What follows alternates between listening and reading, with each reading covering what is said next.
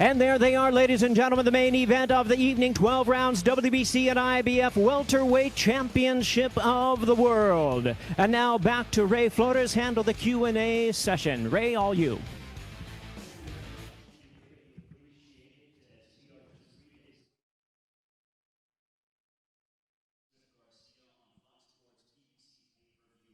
We'll start off with Errol Spence Jr. Errol, this is your fourth-time fighting here in the Dallas area. What does it mean for you to be fighting in your hometown?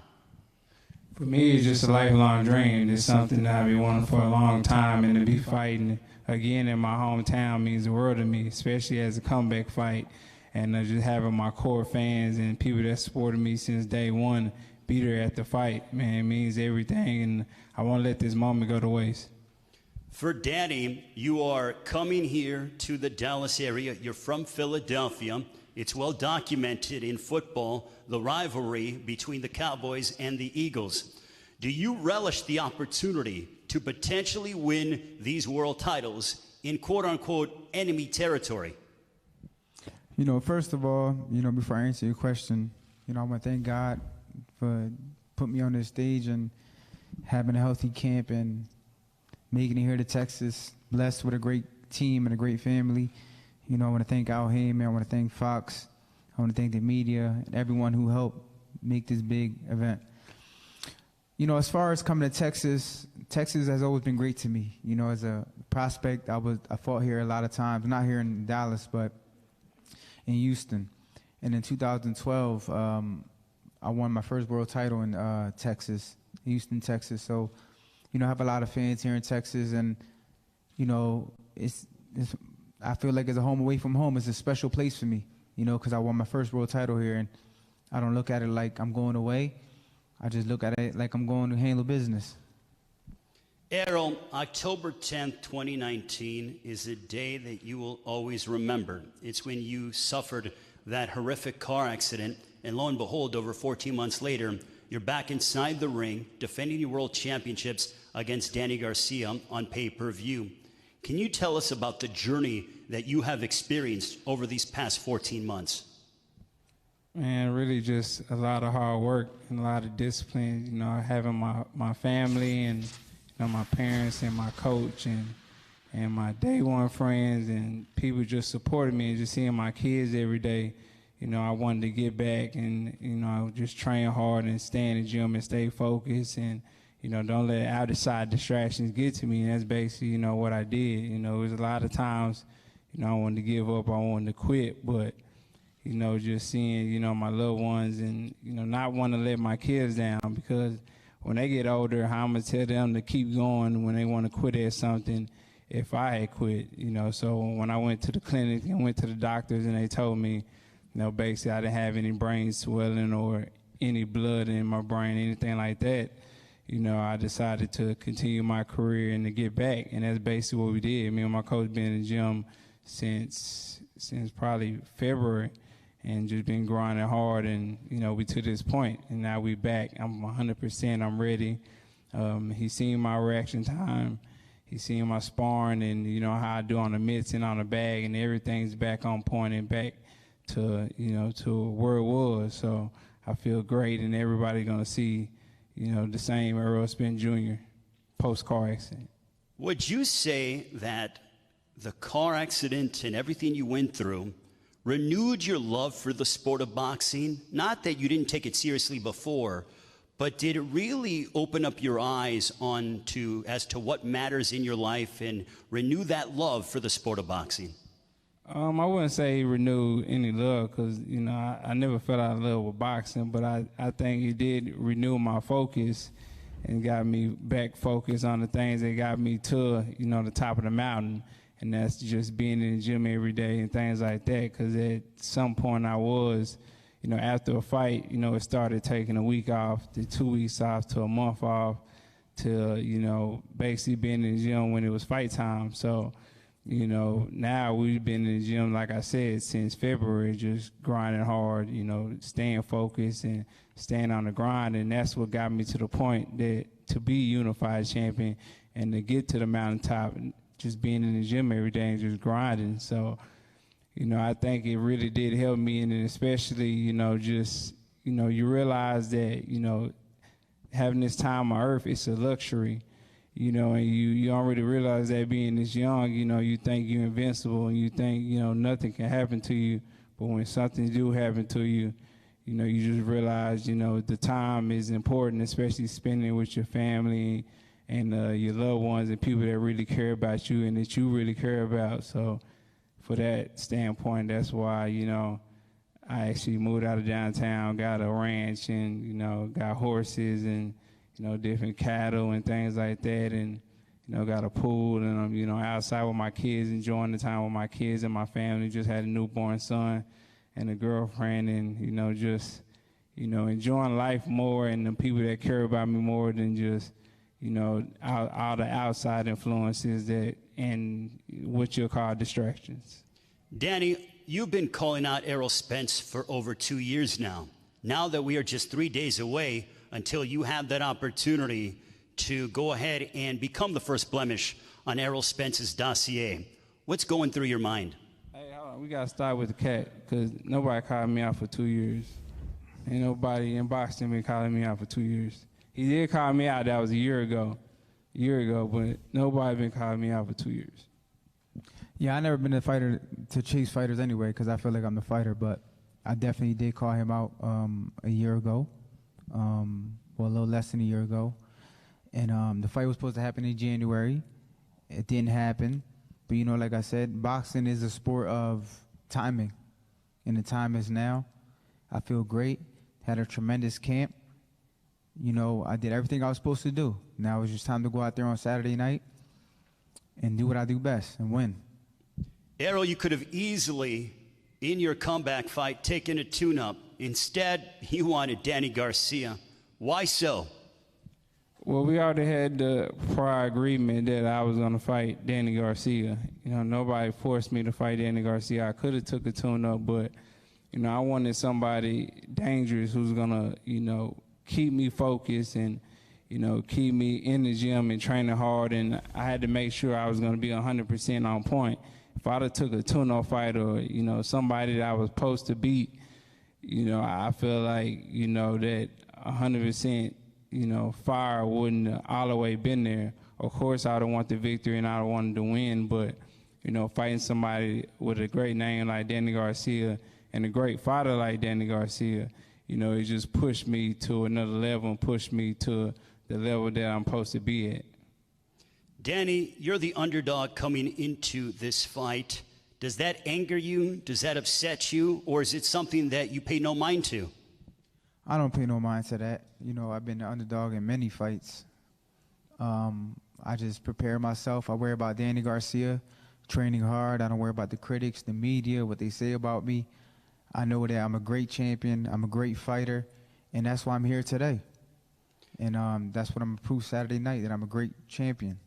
Well, speaking of champion, you haven't been a welterweight champion for a few years. How much do you crave once again putting gold around your waist? You have that opportunity on Saturday night. Oh, it's a very great opportunity. There's no feeling in the world like winning. And winning a world title is the best feeling in the world. You can't take that for granted. I took it for granted a few times, and, it got the best of me. But you know what? In this world, you learn off your mistakes. You become a better person. You become a better man. And that's why I'm here today. And Errol, when it comes to your training, your trainer, Derek James, has told me on numerous occasions that you are hitting harder than what you ever have over the course of your professional career. Why is that so? I don't know. I feel like, I don't know about hitting harder, but I do feel like, I'm sharper than, I ever was. And, I'm making weight easier than I ever did before. And I just feel like, the focus is there. And the focus is there, like, when I started my professional career, to get to this level. So, I just feel like I got a renewed focus and, everything's clicking. And basically, I'm eating, sleeping, and pooping, boxing. Errol, this is your third straight fight on PBC Fox Sports pay-per-view. What does it mean for you to be headlining a card of this magnitude? It means everything. Like I said at the beginning of my career, I used to say all the time on social media, tables turn. A lot of these guys didn't want to let me in.